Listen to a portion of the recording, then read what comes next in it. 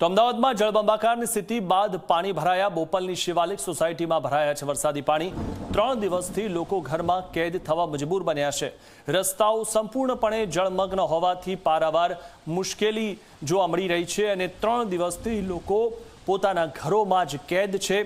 તેમને ખાવા પીવાની કોઈ જ વસ્તુ મળતી નથી, જીવન જરૂરિયાતની કોઈ જ વસ્તુ મળી શકતી નથી, કારણ કે તેઓ ઘરની બહાર નીકળી શકતા નથી। આપ જે રીતે આ દૃશ્યોમાં જોઈ રહ્યા છો, તમામ જગ્યાએ પાણી ભરાયેલા છે। ઘણી જગ્યાએ કેડસમાં પાણી ભરાયા છે તો ઘણી જગ્યાએ છાતી સુધી પાણી ભરાઈ ગયેલા છે। વાહનો પણ પાણીમાં ડૂબી ગયા હોય તે પ્રકારની સ્થિતિ અહીંયા જોવા મળી રહી છે। સૌથી મહત્વની વાત એ છે કે ગટર વ્યવસ્થાનું માત્ર નામની છે, પરંતુ તે ગટર વ્યવસ્થા જે છે તેમાંથી પાણી જતું નથી, કારણ કે સૌથી મહત્વની વાત એ છે કે આખો જે આ વિસ્તાર છે, બોપલ હોય, ગુમા હોય, સાઉથ બોપલ હોય, ત્યાં વસ્તી વધી ગઈ છે, પરંતુ ગટર લાઇન જે છે તે પહેલાં હતી એટલી જ છે અને તેમાં જે વધારો થવો જોઈએ તે નથી થયો, જેના કારણે પાણીનો નિકાલ નથી થતો।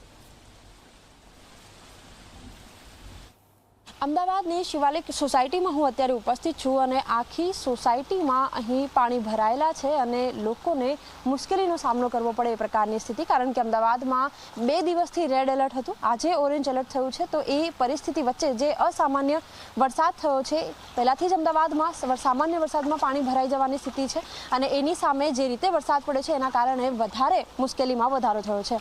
લોકો સાથે વાતચીત કરીએ, એમને પૂછીએ કયા પ્રકારની પરિસ્થિતિ। અહીંયા ડ્રેનેજના જે સવાલ ઊભો થયો છે, નહીં જવાનું કારણ અવડા હતી ત્યારે સ્ટ્રોમ વોટર લાઈન નાખી હતી અને એ સ્ટ્રોમ વોટર લાઈન ક્યારેય કોઈ દિવસ અત્યાર સુધીમાં સાફ થઈ નથી।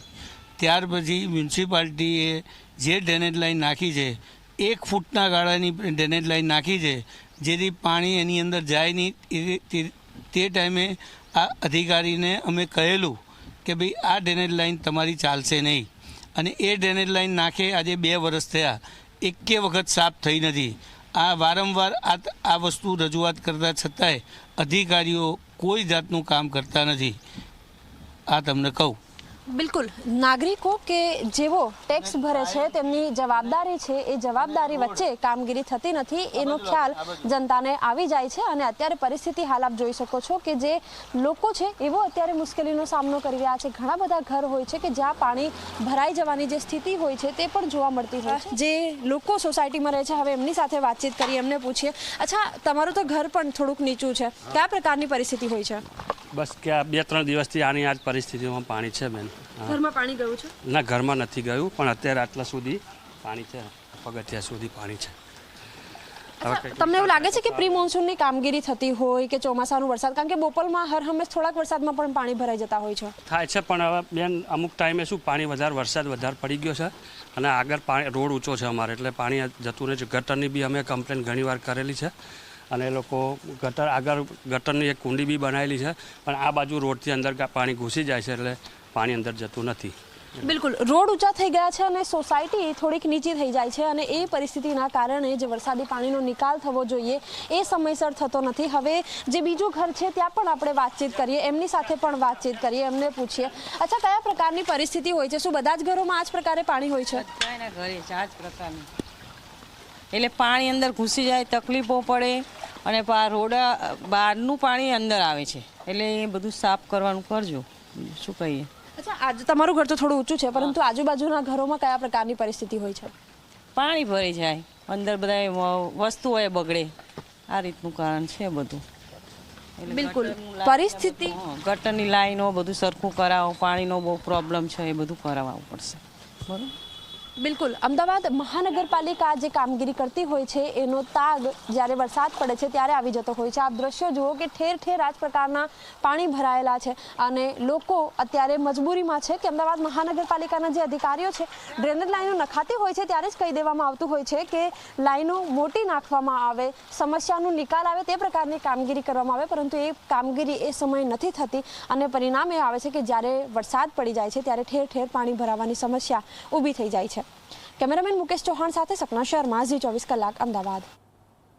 તો અમદાવાદના બોપલમાં જળભરાવની સ્થિતિ હજુ પણ છે। બોપલની માનસી એન્કલેવ નજીક ભરાયા છે વરસાદી પાણી અને ઘૂંટણસમાં પાણી ભરાતા વાહન ચાલકો અટવાયા છે। સ્થાનિકોએ લોકોને મદદ કરી છે। રસ્તાના ખાડા ન દેખાતા અકસ્માતની ઘટના પણ બને છે। ઉલ્લેખનીય બાબત એ છે કે રસ્તા પર અસંખ્ય ખાડા છે અને તે આ પાણીમાં દેખાતા નથી, ત્યારે ટુ વ્હીલર હોય, રિક્ષા હોય કે ફોર વ્હીલર હોય તેને ખાડામાં પડવાનો વારો આવે છે। ત્યારે તમે ટેક્સ ભર્યા બાદ તમને સામે શું મળે છે તે આ દૃશ્યોમાં જોઈ શકો છો।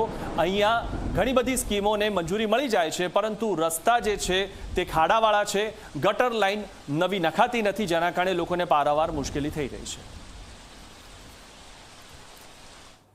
બોપલની માનસી એન્કલેવ આગળ અત્યારે હું ઉપસ્થિત છું અને અહીં દ્રશ્યો હાલ આપ જોઈ રહ્યા છો કે પાણી ઠેઠ સુધી ભરાયા છે, ઘૂંટણસમા પાણી ભરાયા છે, લોકોના વાહનો ખોટવાઈ રહ્યા છે અને એ પરિસ્થિતિ વચ્ચે લોકો મજબૂર છે કે આખરે કામ કઈ રીતે કરવું, આખરે પોતાના સ્થળ ઉપરથી બીજા સ્થળે જવું કઈ રીતે। આપ જોઈ રહ્યા છો કે જે વાહન ચાલક છે એ પણ અહીં ફસાઈ ગયા છે, એમની પરિસ્થિતિ આપ જોઈ શકો છો કે કેટલી ગંભીર સ્થિતિ છે। બાળકી એમની સાથે નાની કદાચ વિદ્યાર્થીની છે। અચ્છા, કેટલી મુશ્કેલી પડી રહી છે?